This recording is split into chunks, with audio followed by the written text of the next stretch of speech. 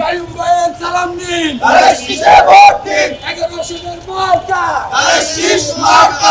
ঢাকা 11 আসনের বিএনপির মনোনীত প্রার্থী ডক্টর এম এ কাইয়ুমের ছেলে নাভিদ তানভীর অনন্ত আজ রামপুরা বনশ্রী ফরাজি হাসপাতাল এলাকা থেকে শুরু করে এই ব্লকের 1 নম্বর রোডে গিয়ে ধানের শীষের পক্ষে গণসংযোগ ও ভোট প্রার্থনার মিছিল শেষ করেন।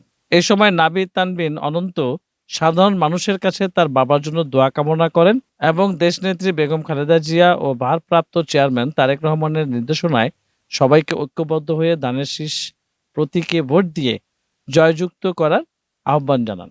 নাভিদ তানভীর অনন্ত প্রতিটি বাড়ির সামনে গিয়ে ডক্টর এম এ কাইয়ুম কেমন মানুষ এবং ঢাকা 11 আসনের জন্য তিনি কেমন প্রার্থী তা তুলে ধরেন।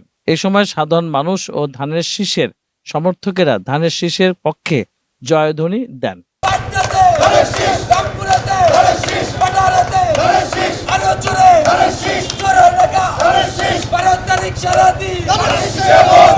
এস কে মামুনের ক্যামেরায় report Suman Sheikh, NN TV, Banasree, Rampura, Dhaka.